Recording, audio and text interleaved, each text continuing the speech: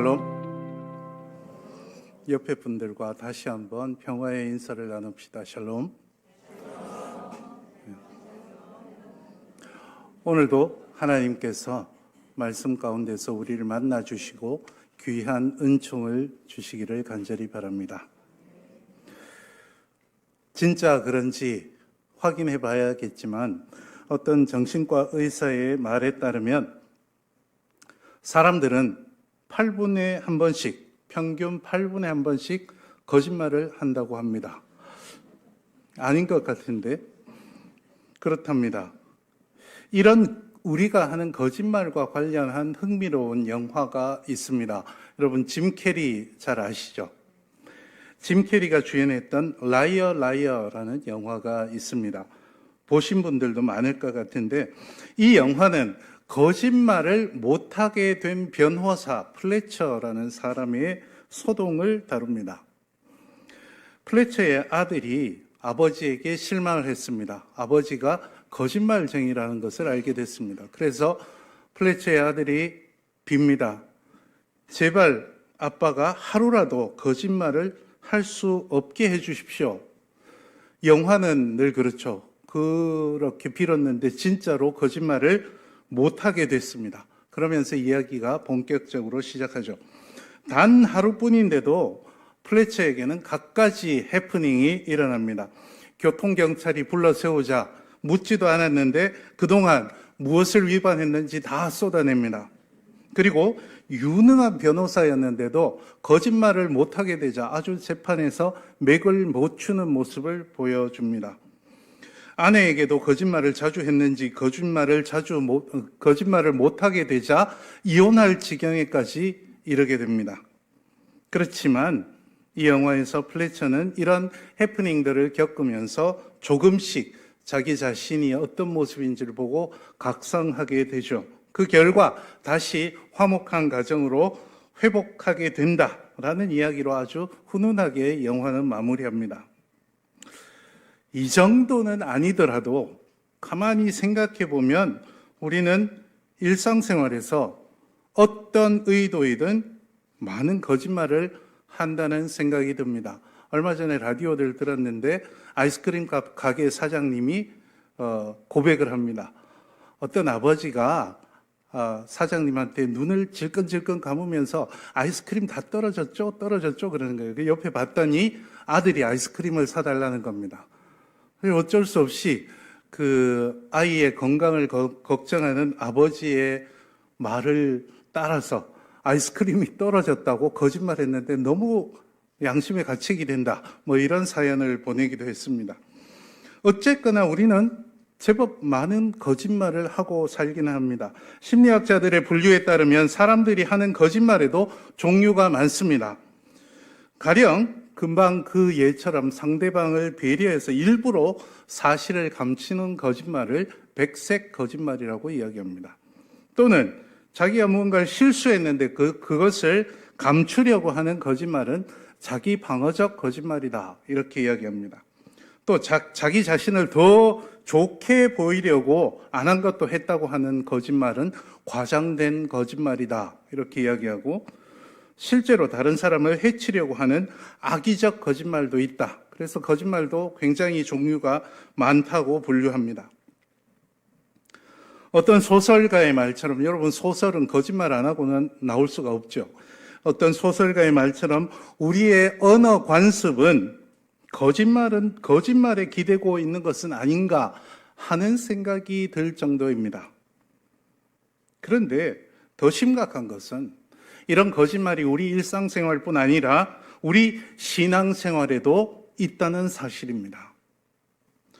우리는 참 많은 회개 기도를 합니다. 오늘도 여러분은 예배 시간에 참회의 기도를 했습니다.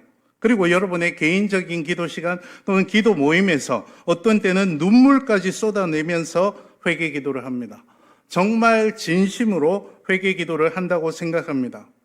그러면서 오늘도 여러분이 들으셨지만 우리는 주님이 용서해 주신다는 말씀을 듣고 또 감격해 합니다. 그런데 참으로 부인하기 어려운 사실은 그러면서도 우리는 또 죄를 짓고 있다는 것입니다. 오늘 회개했던 죄를 정말 진심으로 회개했다면 다시는 짓지 않아야 되는데 또 우리는 똑같은 죄를 짓고 있다는 것입니다. 어쩌면 회개하고 있는 그 순간에도 다른 한 손으로는 죄를 짓고 있을 때도 있지는 않았는지 모르겠습니다. 그러면 우리가 드린 그 회개의 기도는 어떻게 됩니까? 혹시 그것은 우리가 하나님 앞에서 거짓말한 것은 아닙니까? 우리는 오늘 그러면 무엇을 참된 회개라고 여길 수 있을까요? 그래서 설교 제목을 회개 제대로 하시나요? 라고 정했습니다. 오늘 하나님께서 우리에게 주신 본문의 말씀에서 우리는 참 회개가 무엇인지를 고민하고 또 배울 수 있습니다. 예언자 호세아는 정말 혼란했던 시대에 북왕국, 이때 남유다와 북이스라엘로 나뉘어 있었는데 북왕국 이스라엘을 향해서 준엄한 여호와 하나님의 심판의 말씀을 전했던 예언자입니다. 호세아 당시, 그러니까 기원전 8세기, 지금부터 2700~800년 전 기원전 8세기 후반에 북왕국 이스라엘은 정치적으로나 종교적으로 아주 혼란한 시기였습니다. 먼저 정치적으로 북왕국 이스라엘은 이 당시에 정변과 쿠데타가 끊임없이 일어났습니다. 호세아만 하더라도 호세아가 예언할 당시에 6명의 왕이 죽어나가는 모습을 봐야 했고 또 6명의 새로운 왕이 그 왕위를 빼앗는 모습을 봐야 했습니다. 그리고 종교적으로도 북왕국 이스라엘은 여러분이 잘 알고 계시는 가나안의 풍요제이였던 바알 신앙이 사람들의 생활 속 아주 깊숙이까지 파고들어서 그런 바알 제의와 연관된 문란한 성생활과 함께 여호와 하나님을 섬기는 신앙마저 더러워져 있었던, 정말 정치적으로나 사회적으로나 종교적으로 혼란했던 시대입니다. 이런 때 하나님은 그분의 말씀을, 이스라엘 백성들을 향한 하나님의 말씀을 대신 전할 예언자로 호세아를 부르셨습니다. 호세아서 1장부터 3장에 보면 여러분이 잘 아시는 대로 호세아는 하나님을 떠나서 바알 신앙에 빠진 이스라엘을 향한, 이스라엘의 불신을 향한 하나님의 심판의 메시지를 삶으로 전하기 위해서 부정한 여인 고멜과 결혼하고 몇 번씩이나 떠난 아내를 되찾아와야 했습니다. 그뿐 아니라 이스라엘을 향한 심판을 경고하기 위해서 자기가 낳은 아이들의 이름을 심판을 뜻하는 이름, 긍휼을 받지 못한 자다, 내 백성이 아니다, 이것을 아이들의 이름으로 지어야 했습니다. 개인적으로 호세아는 참 견디기 힘겨웠을 이런 삶을 통해서 하나님의 말씀을 전하는 것이 예언자로서 호세아의 숙명이기도 했습니다. 이런 것을 보통 예언자의 상징적 행동이라고 이야기합니다. 그뿐 아니라 호세아서 4장부터 이어지는 말씀에서 예언자 호세아는 여러 면으로 기울어져가는 북왕국 이스라엘을 향한 하나님의 준엄한 심판의 말씀을 정말 애절한 마음으로 전해야 했습니다. 특히 오늘 본문 말씀 6장의 배경이 되는 상황은 전쟁이 벌어진 직후였습니다. 이 전쟁은 북왕국 이스라엘과 옆에 있던 아람 나라, 두 나라가 동맹한 연합군이 남왕국 유다를 쳐들어간, 그래서 북왕국과 남왕국 사이에서 벌어졌던 전쟁을 배경으로 하고 있습니다. 전쟁이 왜 벌어졌냐 하면 이때 저 북동쪽의 메소포타미아에서는 제국 아시리아가 점점 세력을 확장해가며 서진하고 있었습니다. 열왕기와 이사야서에 이 이야기가 기록이 되어 있는데 열왕기의 이야기에서 왕 이름이 불이라고 번역이 되어 있는데 이때 아시리아 임금 불이라고 번역된 아시리아 임금은 디글랏빌레셀 3세였습니다. 디글랏빌레셀 3세는 서진해서 이집트까지 세력을 확장하기 위해서 이스라엘을 비롯한 팔레스타인 주변의 여러 나라들을 위협하고 있었습니다.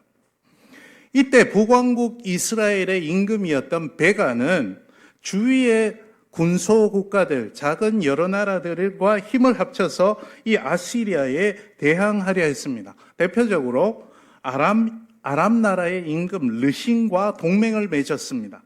그리고 남왕국, 이때 남왕국의 왕이 임금이 아하스였는데 아하스에게도 이 동맹에 함께 참가해라라고 요청했습니다. 하지만 남유다의 왕이었던 아하스는 그 동맹에 참여하는 대신에 침략자인 아시리아 임금 디글랏빌레셀에게 조공을 바치며 도리어 도와달라고 요청했습니다. 이 소식을 들은 베가와 르신이 이 동맹군이 남유다를 침공해 왔습니다. 기원전 734년부터 732년까지 3년 동안 벌어진 이 전쟁을 흔히 시리아 에프라임 형제 전쟁이라고 일컫습니다. 오늘 본문인 호세아서 6장 앞에 있는 5장에서 이 동맹군이 유다 땅을 침공해 들어오는 모습을 잘 묘사하는데 5장 8절 말씀을 제가 한번 읽어드리겠습니다. 5장 8절을 보면 너희가 기브아에서 뿔나파를 불며 라마에서 나파를 불며 베다웬에서 외치기를 베냐민아 내 뒤를 쫓는다 할지어다 이렇게 이야기합니다. 여기서 나팔이라는 것은 전쟁을 공격을 이야기하는 공격신호라고 볼 수 있고요. 여기 보면 기브아와 라마와 베다웬이라는 지명이 나오는데 이 지명들은 모두 북이스라엘과 남유다가 국경을 맞닿고 있던 국경 부근의 성읍들인데 북쪽에서부터 기브아, 라마, 베다웬 우리가 잘 아는 명칭으로는 베델입니다. 베델로 점점 남쪽으로 내려오는 모습을 아주 긴박하게 묘사하고 있습니다. 이렇게 5장에서 남유다와 북이스라엘 사이에 벌어진 전쟁에 대한 신탁을 한 뒤에 이어지는 본문이 오늘 6장 말씀인데 전쟁 후의 상황이 배경이 되는 것입니다. 그런데 오늘 본문 말씀 1절부터 9절을 가만히 읽어보면 동족 사이에서 참혹한 전쟁이 벌어졌는데 엎친 데 덮친 격으로 북이스라엘에는 지도자들이 연루된 살인사건, 범죄 사건이 벌어진 듯합니다. 특히 오늘 본문 말씀인 8절과 9절을 함께 봅시다. 8절과 9절을 제가 읽어드립니다. 길르앗은 악을 행하는 자의 고을이라 피 발자국으로 가득 찼도다. 강도떼가 사람을 기다림같이 제사장의 무리가 세겜길에서 살인하니 그들이 사악을 행하였느니라. 이렇게 이야기합니다. 이 말씀에서 확실히 알 수 있는 것은 길르앗에서 제사장들과 관련된 살인 범죄가 저질러졌다는 사실입니다. 이렇게 8절과 9절의 말씀은 전쟁의 와중에 일어난 끔찍한 사건을 우리에게 전해줍니다. 이 사건이 뭔지 정확하게 알지 못하는데 어떤 사람들은 이 사건을 열왕기하 15장 25절에서 전하는 사건과 연관해서 설명하기도 합니다. 열왕기하 15장 25절을 제가 읽어드립니다. 그 장관 르말랴의 아들 베가가 반역하여 사마리아의 왕궁 호위소에서 왕과 아르곱과 아리엘을 죽이되 길르앗 사람 50명과 더불어 죽이고 대신하여 왕이 되었더라. 이렇게 전합니다. 이 구절은 베가가 남유다와 북이스라엘의 전쟁을 일으켰던 베가가 그때 왕위에 있던 부가히야 임금을 살인하고 반역해서 쿠데타를 일으키고 북이스라엘의 임금 자리를 가로챘던 사건을 이야기합니다. 이 구절에서 열왕기하 15장 25절에서 베가는 길르앗 사람, 오늘 8절 9절에서 나오는 길르앗 사람 50명과 연합해서 쿠데타를 일으켰다라고 말합니다. 어쩌면 호세아서 6장 8절과 9절에서 일컫는 길르앗 사건이 전쟁을 일으킨 베가 임금이 저질렀던 이 쿠데타를 되새기고 있는지도 모르겠습니다. 어쨌거나 하나님께서는 이런 북이스라엘 상황에서 호세아 예언자를 통해서 심판의 말씀을 하십니다. 그렇다면 이런 호세아서 6장의 말씀에서 우리는 어떻게 참회개, 처음에 말씀드렸던 참회개를 배울 수 있습니까? 먼저 6장 4절부터, 본문 4절부터 7절의 말씀을 저와 함께 읽어봅시다. 4절 시작. 에브라임아, 내가 네게 어떻게 하랴? 유다야, 내가 네게 어떻게 하랴? 너희의 인애가 아침 구름이나 쉬 없어지는 이슬 같도다. 그러므로 내가 선지자들로 그들을 치고 내 입의 말로 그들을 죽였노니 내 심판은 빛처럼 나오느니라. 나는 인애를 원하고 제사를 원하지 않으며 번제보다 하나님을 아는 것을 원하노라. 그들은 아담처럼 언약을 어기고 거기에서 나를 반역하였느니라. 아멘. 5절 말씀을 보십시오. 하나님께서는 이스라엘의 심판을 선포하십니다.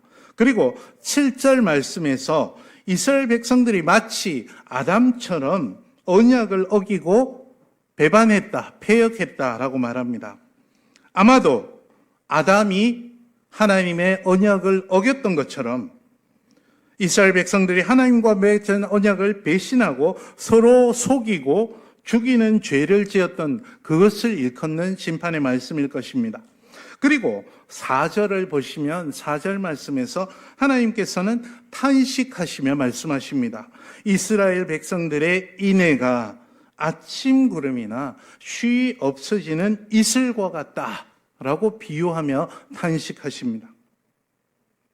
아침 구름이나 이슬이 무슨 뜻일까요? 여기서 말하는 아침 구름은요, 기온 차이로 생기는 안개를 뜻합니다. 그리고 이슬은 그것이 식물이나 땅의 물방울 형태로 맺힌 것을 말하죠. 그러니까 둘 다 같은 현상을 두고 말합니다. 아침 구름이나 이슬이 어떤 속성이 있습니까? 둘 다 해가 뜨기 전에는 온 땅을 뒤덮고 있지만 해가 뜨면 쉬 없어진다는 속성이 있죠. 그래서 본문에서 쉬 없어지는 이슬이라는 말을 하는 것입니다.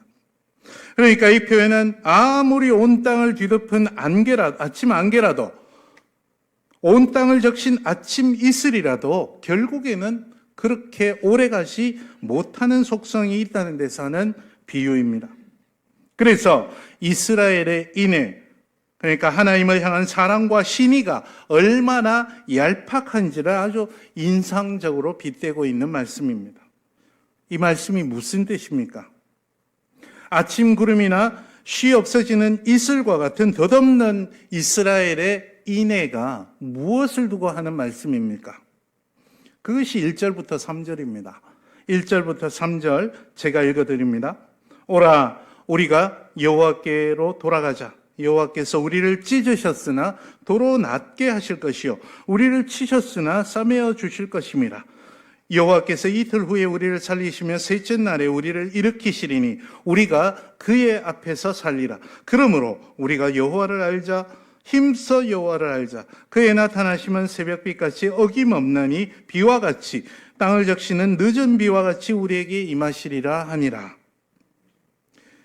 이 말씀 우리에게도 굉장히 익숙한 말씀이고 우리가 여호와께 돌아갑시다. 하나님은 우리를 찢으셨지만 낫게 하시는 분입니다. 우리를 살리십니다. 정말 많이 읽었던 말씀이고 잘 아는 말씀이죠. 특히 2절 말씀은 예수님의 부활과 연관되어 신약 성경에서 이해되기도 하죠. 그런데 성경을 읽을 때는 항상 문맥을 생각하면서 읽어야 됩니다. 문맥을 생각하지 않으면서 읽는 것이 이단들의 굉장히 중요한 특징 중에 하나입니다. 이 구절만 달랑 떼면 정말 은혜로운 말씀인데 이 본문에서 이게 어떤 의미로 쓰였는지는 문맥을 봐야 됩니다. 6장 문맥에서 이 말씀 1절부터 3절의 말씀이 어떻게 쓰였는지 우리는 주목해서 봐야 됩니다. 이 세 구절의 말씀을 보통 회개의 노래다 이렇게 읽었습니다. 무슨 회개할 일이 있으면 이스라엘 백성들은 이 노래를 부르면서 회개했다는 말이죠. 이때도 전쟁 직후에도 이스라엘 백성들은 전쟁 후에 참혹한 상황에서 아마도 습관적으로 이 노래를 부르면서 회개했던 것 같습니다. 이 구절 바로 다음에 나오는 4절에 보면 이렇게 회개 기도를 한 이 회개 기도를 들으신 하나님의 반응이 어떤지를 보십시오. 내가 도대체 어떻게 하면 좋겠냐? 너희의 인애가 아침 구름이나 쉬이 없어지는 이슬과 같구나. 너희 인애가 헛되구나. 너희가 드리는 이 회개 기도가 헛되구나 라고 탄식하지 않습니까? 1절부터 3절의 내용을 보십시오. 얼마나 간절하게 하나님의 긍휼하심에 기대고 있습니까? 그런데 왜 그런 회개의 노래가 헛되다는 것입니까? 왜 이 회개의 노래가 습관과 타성이 젖은 의미 없는 것이었습니까? 그 해답이 앞서 읽었던 8절과 9절 말씀에 있습니다. 다시 함께 봅시다. 제가 읽어드립니다. 8절 9절 길앗은 악을 행하는 자의 고을이라 피 발자국으로 가득 찼도다. 강도 때가 사람을 기다림같이 제사장의 무리가 세겜길에서 살인하니 그들이 사악을 행하였느니라. 이렇게 회개의 기도를 드리고 뒤로 돌아가서는 사람을 죽이는, 그것도 제사장들이 사람을 죽이는 범죄를 저지르고 있습니다. 그러니 그 회개가 어찌 올바른 회개라고 말할 수 있겠습니까? 그래서 이 회개 기도를 들으신 하나님이 너희 인애가 아침 구름이나 쉬 없어지는 이슬과 같구나. 어떻게 하면 좋겠느냐 하고 탄식하시는 거죠. 그리고 6장 1절부터 3절의 회개의 노래 바로 앞에 5장의 마지막 구절, 5장 15절 말씀이 흥미롭습니다. 5장 15절 말씀을 함께 봅시다. 그들이 그 죄를 뉘우치고 내 얼굴을 구하기까지 내가 내 곳으로 돌아가리라. 그들이 고난을 받을 때에 나를 간절히 구하리라. 그리고 6장 1절의 회개의 기도를 드립니다. 그러면 그 회개의 기도를 드릴 때 하나님은 어디에 계십니까? 안 계십니다. 세상의 싸움을 말리는 게 쉽지 않죠. 그런데 가장 말리기 어려운 싸움이 교인들끼리 싸우는 겁니다. 왜냐하면 이쪽 편도 주님의 이름으로 싸우고 있고 저쪽 편도 주님의 이름으로 싸우고 있습니다. 예전에 들은 이야기인데 한참 싸우다가 성경을 집어 던져서 그 성경에 맞아서 다른 분이 다쳤답니다. 하나님은 도대체 어느 편을 드십니까?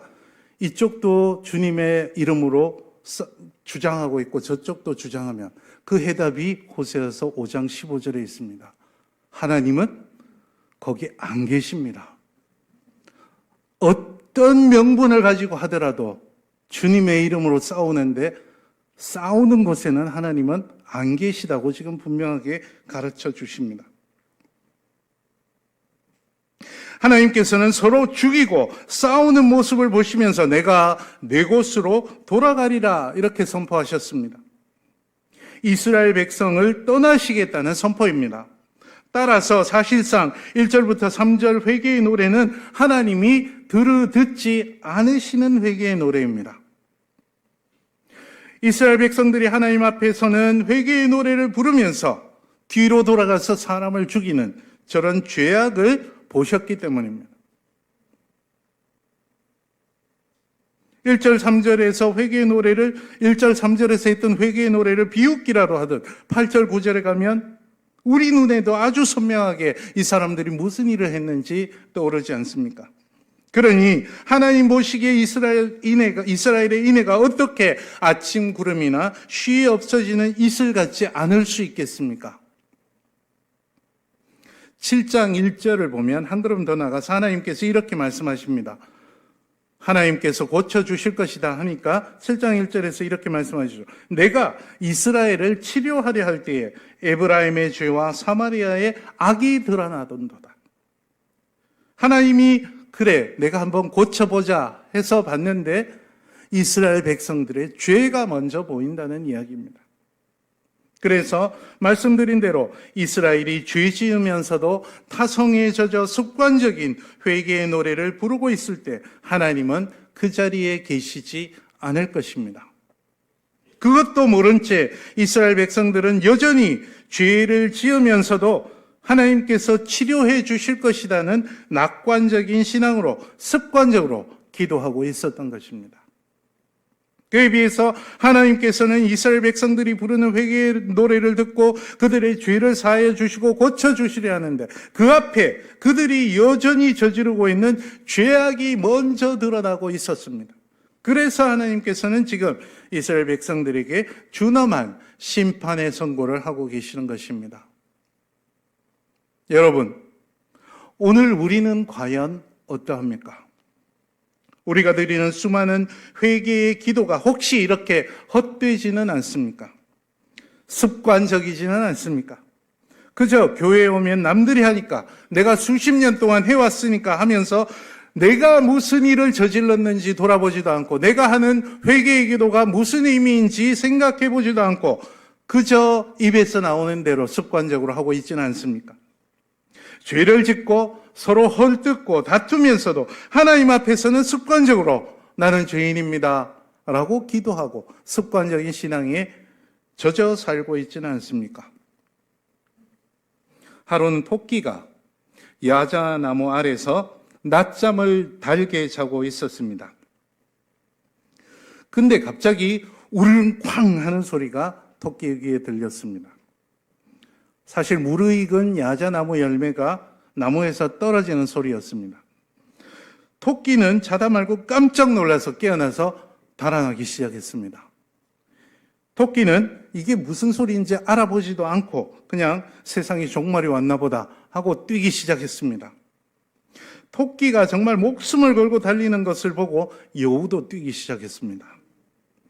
그 뒤를 사슴도 뛰고 원숭이도 뛰기 시작했습니다. 이렇게 온 산의 동물들이 토끼를 뒤따라서 죽을 힘을 다해 뛰었습니다. 한참을 달리다가 한 짐승이 도대체 뭔 일이냐라고 물었습니다. 그러자 짐승들은 저마다 글쎄 나는 앞에 놈이 뛰기 시작해서 뛰었는데 라고 대답했습니다.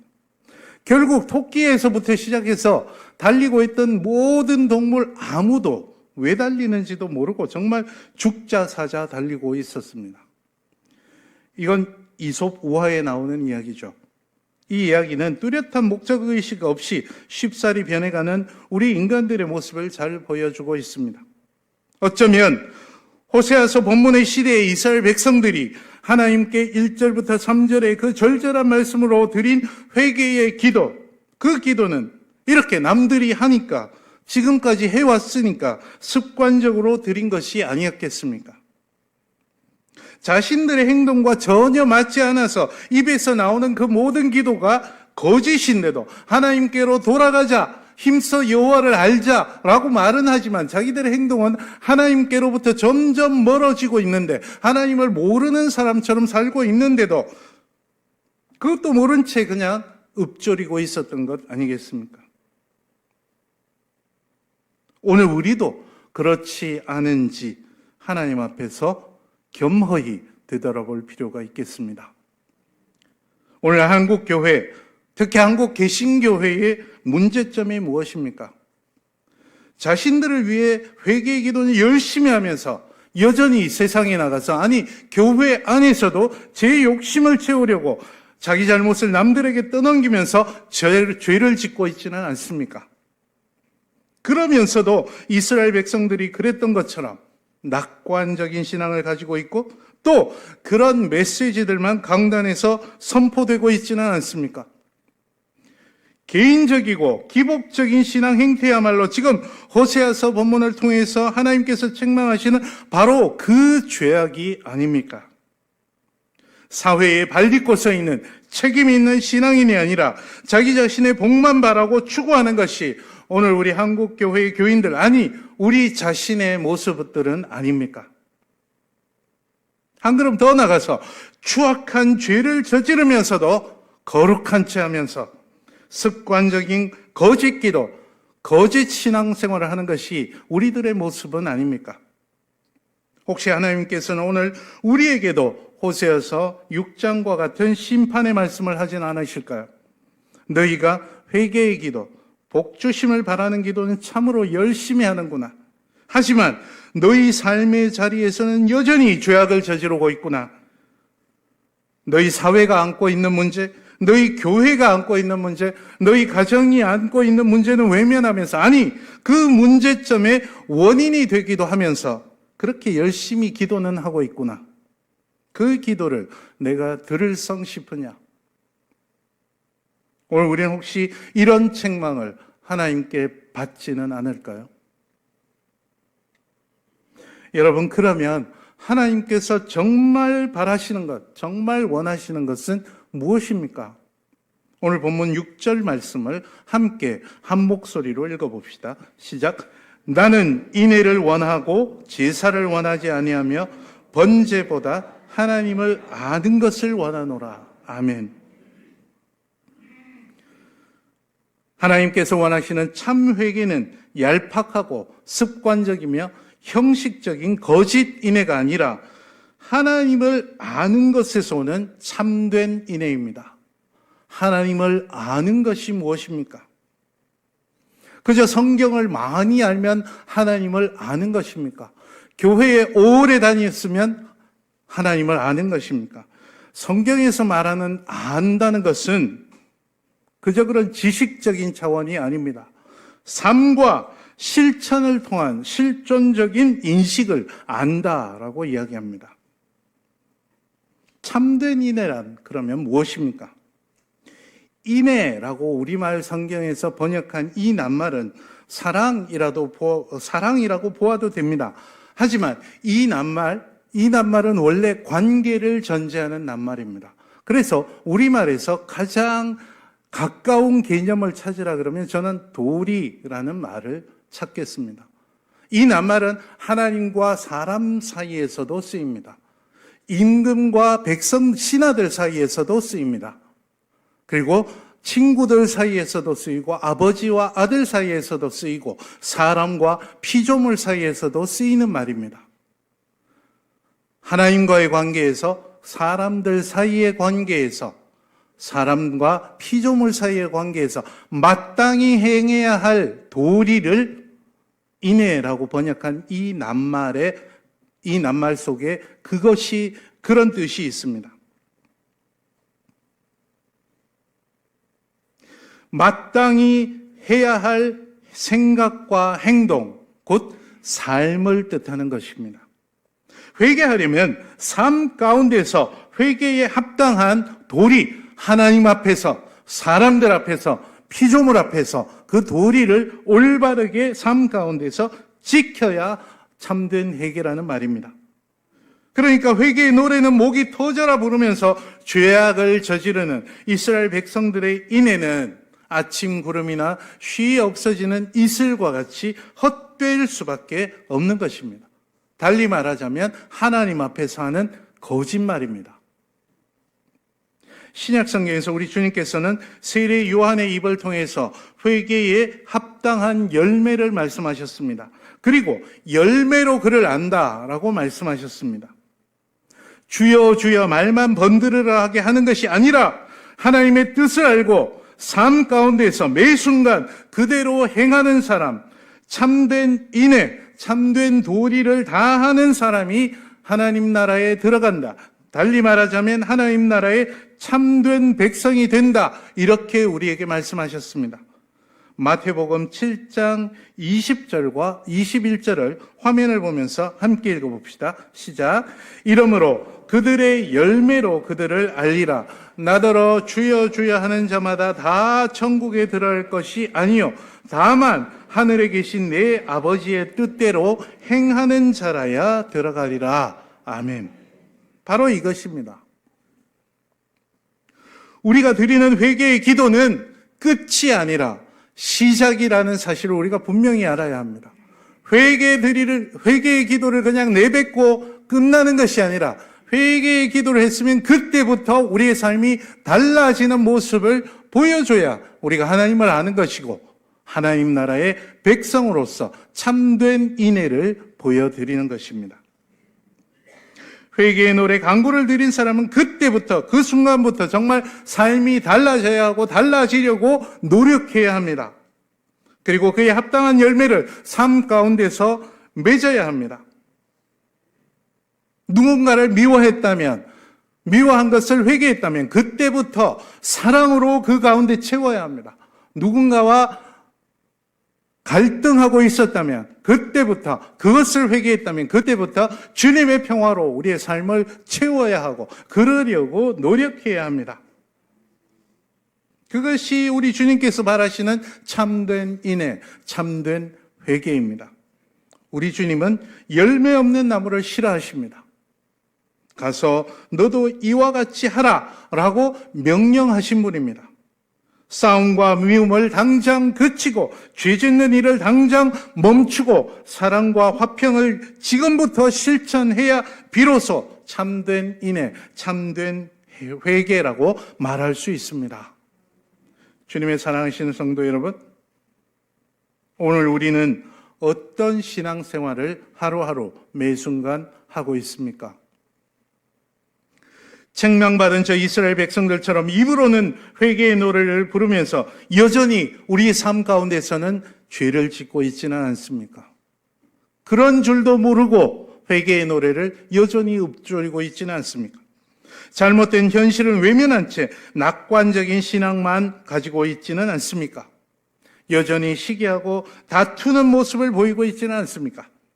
우리의 회개, 우리의 기도, 우리의 신앙이 하나님 앞에서 거짓말하고 있지는 않습니까?